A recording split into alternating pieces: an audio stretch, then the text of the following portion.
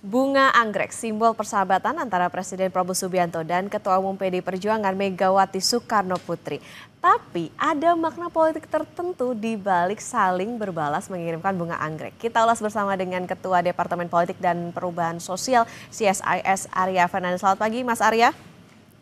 Selamat pagi, Okta. Apa kabar? Kabar baik Mas Arya. Ini kalau kita lihat menarik nih, lewat anggrek. Sebetulnya seberapa dalam makna persahabatan yang tersemat antara Presiden Prabowo dengan Ibu Mega? Kalau kita ingat kan tidak hanya Presiden ngirimin bunga ke Bu Mega ya waktu itu waktu Bu Mega ulang tahun, tapi juga ternyata dibalas lagi Bu Mega mengirimkan bunga anggrek ke Presiden Prabowo. Oke, baik. Saya kira kedua tokoh ini masih terus membangun komunikasi yang baik ya. Dan karena mereka keduanya juga beliau sudah pernah punya pengalaman politik ya. 2009 kita ingat ketika itu Ibu Mega berpasangan dengan Pak Prabowo untuk maju dalam Pilpres 2009. Lalu kerjasama politik keduanya juga berlanjut pada Pilkada DKI 2012 yang ketika itu mencalonkan pasangan Pak Jokowi dan Pak Ahok ya. Dan kita juga ingat ketika itu ada kerjasama batu tulis ya antara kedua belah pihak. Meskipun pada akhirnya sejarah menunjukkan bahwa di 2014 dan 2019 PDIP mendukung pasangan Pak Jokowi yang ketika itu berkompetisi dengan Pak Prabowo. Tapi dalam jangka pendek saya kira memang kecil kemungkinan PDIP akan bergabung dengan pemerintahan ya.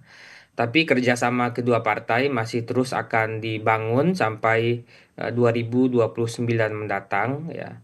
Paling tidak karena tiga alasan ya. Alasan yang pertama saya kira adalah hingga kini PDIP belum punya calon kuat di 2029 ya. Pak Ganjar ketika itu di Pilpres 2024 hanya mendapatkan sekitar 16% suara, ya jauh sekali dibandingkan Pak Prabowo yang mendapatkan 58% suara. Dan sebagai petahana tentu peluang Pak Prabowo untuk terpilih kembali cukup besar ya. Sehingga dalam situasi di mana PDIP tidak punya opsi kandidat, tentu pilihan untuk apa namanya membangun kerjasama dengan petahana tentu akan jadi opsi yang paling realistis saat ini. Oke, meskipun Kedua- ya silakan. Yang kedua saya kira di internal juga sekarang PDIP masih melakukan konsolidasi ya. Belum ada indikasi yang kuat apakah Ibu Mega akan melakukan regenerasi atau tidak ya. Artinya menyerahkan kepemimpinan partai pada Bu Puan atau Prananda. Dan di internal juga sekarang juga belum ada kesepakatan dan keputusan siapa yang akan menggantikan Bu Mega kalau ada regenerasi. Nah, jadi dengan konteks internal seperti seperti itu dan konteks di eksternal di mana peran pemerintah semakin menguat, semakin besar dan PDIP tidak punya opsi kandidat yang kuat juga. Sehingga saya kira pilihan yang akan dilakukan Bu Mega tentu dengan tetap menjaga hubungan baik dengan Pak Presiden Prabowo. Oke. Meskipun, kayaknya kecil kemungkinan untuk gabung, tapi tentu persahabatan terjalin antar dua tokoh ini. Tapi Mas Arya kalau dilihat di luar itu apakah ada sesuatu pesan-pesan semiotik misalnya yang ingin disampaikan dari PD Perjuangan khususnya Bu Mega kepada Presiden Prabowo termasuk juga soal warna dari apa, bunga anggreknya merah putih dan lain sebagainya? Iya, kalau kita lihat dalam trajektori apa eh, pasang surut hubungan Bu Mega dengan Pak Prabowo, sejauh ini memang indikasi sejauh ini hubungan keduanya saya kira cukup secara apa cukup baik ya dalam kurun waktu yang cukup panjang ya. Tidak ada konflik misalnya yang sangat kuat di antara keduanya. Dan beda misalnya kalau kita lihat bagaimana hubungan Bu Mega dengan Pak SBY yang hingga kini belum rekat lagi ya. Tapi dengan Pak Prabowo begitu juga misalnya hubungan Bu Mega dengan Pak Jokowi ya, yang juga belum sepenuhnya baik juga. Tapi dengan Pak Prabowo saya kira hubungannya kedua belah pihak saya kira menjaga dan memastikan dan merawat juga hubungannya terus baik ya. Ya memang mungkin karena ada satu visi politik yang sama, meskipun saat ini punya PDIP belum bergabung di kabinet ya, dan mungkin perkiraan saya dalam jangka pendek PDIP kemungkinan besar tidak bergabung ya. Karena PDIP saya kira akan memprioritaskan menyelesaikan kondisi-kondisi internal setelah 2024 kemarin di mana PDIP mengalami kekalahan yang cukup besar ya. Tidak hanya di Pilpres tapi juga drop suara di Pileg ya dan kekalahan di beberapa daerah strategis di Pilkada dan juga menyelesaikan bagaimana regenerasi pasca Ibu Mega. Jadi kondisi internal itu juga membuat PDIP sulit untuk bergabung dengan pemerintah dan di internal pemerintah sendiri sekarang juga opsinya sudah sangat terbatas ya. Komposisi menteri sudah sangat besar sekali, 118 menteri, wakil menteri dan pejabat setingkat menteri dan presiden juga kesulitan untuk menggeser menteri-menteri tertentu kalau PDIP gabung. Jadi dalam jangka pendek saya kira PDIP kecil kemungkinan untuk bergabung ya. Oke, Mas Arya itu tadi kalau jangka pendek. Nah, kalau tadi menyinggung soal bagaimana adanya persahabatan antara kedua tokoh ini, mungkin nggak dari antara persahabatan itu jadi apa yang mempengaruhi bagaimana keputusan ataupun sikap politik, jadi ada euh pakai euhnya nih antara keduanya gitu. Jadi karena kalau dilihat dari sikap PDIP ini kayaknya mereka berada di luar pemerintahan tapi tetap menyatakan untuk mendukung gitu pemerintahan Presiden Prabowo Subianto.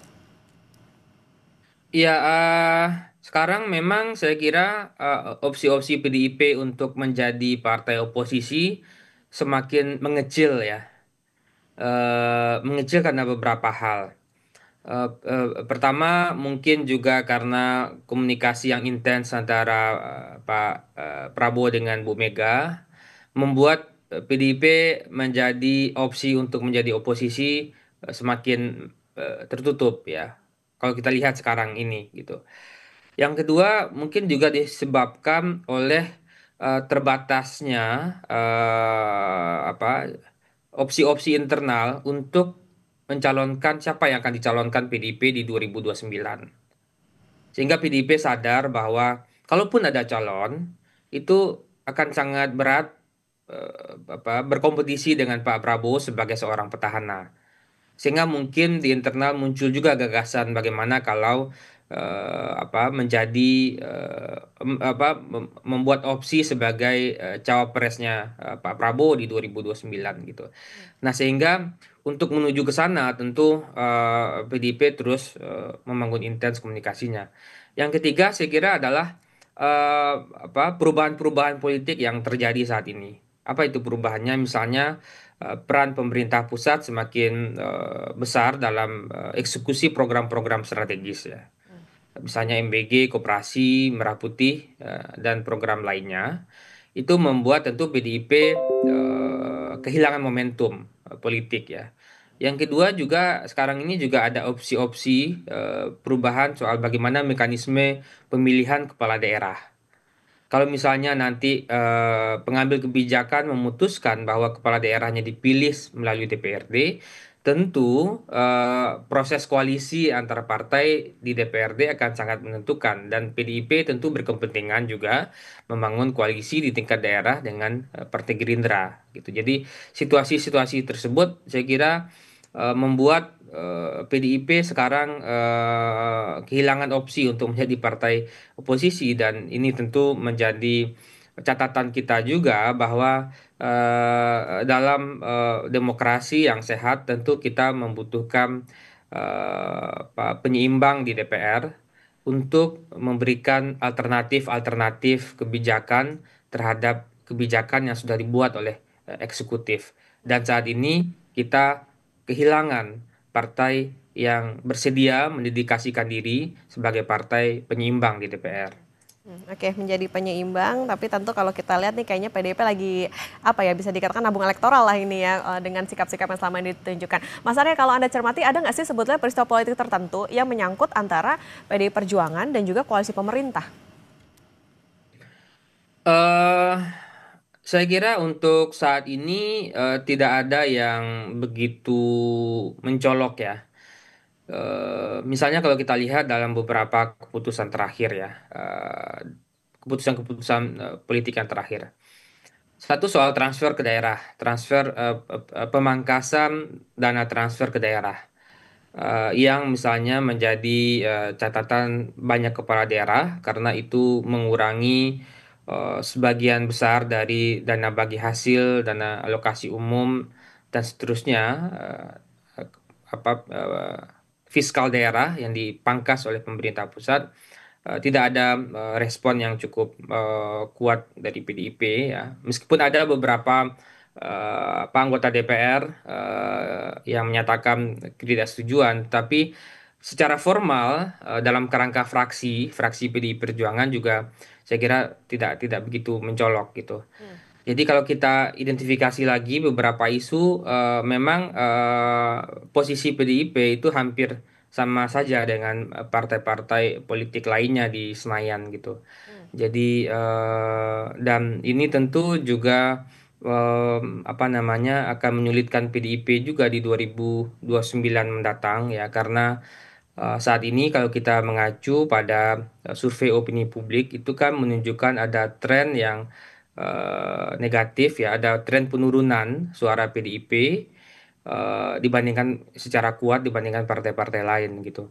Jadi kalau tidak ada inovasi politik yang dilakukan oleh PDIP, saya kira potensi kehilangan suara di 2029 mendatang akan menjadi nyata bagi PDI Perjuangan gitu. Oke, harus ada inovasi politik sebagai penyeimbang. Artinya begini, Mas Arya, apakah perlu untuk PD Perjuangan mengambil apa ya tegas gitu untuk bisa memposisikan diri, karena kalau dilihat kan sekarang di luar pemerintahan tapi menyatakan juga mendukung pemerintahan Presiden Prabowo Subianto dan Gibran Rakabuming, bukankah? Atau justru yaudah all out aja sebagai penyeimbang, atau justru baiknya masuk ke pemerintahan aja kalau kayak gitu, jadi nggak 50-50 nih. Ya, saya melihat memang ada situasi-situasi internal yang membuat PDIP kesulitan untuk mendefinisikan arah politiknya ke depan ya. Situasi internal itu misalnya terkait apakah PDIP akan melakukan regenerasi atau tidak. Yang kedua, kalau dilakukan regenerasi kepemimpinan pasca Bu Mega, siapa yang akan mengambil alih? Apakah Ibu Puan atau Pak Prananda? Itu juga belum selesai di PDI Perjuangan. Yang ketiga adalah siapa yang akan bagaimana posisi PDIP terkait 2029? Apakah akan maju atau menjadi cawapresnya Pak Prabowo? Maju pun juga saat ini belum ada kandidat yang kuat yang bisa berkompetisi dengan Pak Prabowo. Kalaupun menjadi cawapres, tentu akan apa namanya partai-partai lain di koalisi kabinet Pak Prabowo juga punya intensi untuk yang sama menjadi cawapresnya Pak Prabowo. Nah, situasi-situasi internal itu dan juga misalnya yang keempat adalah bagaimana strategi partai untuk menghadapi pemilu legislatif di tengah potensi drop suara saat ini dan juga pilkada-pilkada lainnya. Nah, situasi-situasi internal itu membuat PDIP kesulitan untuk mendefinisikan, menentukan arah politiknya kemana. Apakah memperbaiki kondisi internal dulu atau memutuskan menjadi partai oposisi atau memutuskan mendukung full pemerintahan. Nah, belum lagi situasi eksternal. Situasi eksternal seperti yang saya katakan tadi bahwa posisi Gerindra semakin menguat gitu karena program-program pemerintahan yang secara masif dilakukan tentu juga akan mempengaruhi perilaku orang dalam memilih. Nah, kondisi-kondisi seperti itu membuat PDIP saya kira berada dalam posisi yang sulit ya untuk memutuskan skenario-skenario politik jangka pendek, jangka menengah atau jangka panjang gitu. Oke, berarti PR-nya secara internal ya, bagaimana strategi inovasi politik, kemudian juga posisi dan sikap partai politik, tentu harapannya juga bisa punya daya tawar nih partainya di tengah situasi berada di luar pemerintahan. Kita tunggu nanti gebrakan apa setelah saling berkirim anggrek antara dua tokoh Megawati Soekarno Putri dan Presiden Prabowo. Terima kasih Ketua Departemen Politik dan Perubahan Sosial CSIS Arya Fernandes sudah bersama di Sapa Indonesia Pagi. Sehat selalu Mas Arya. Terima kasih, Okta.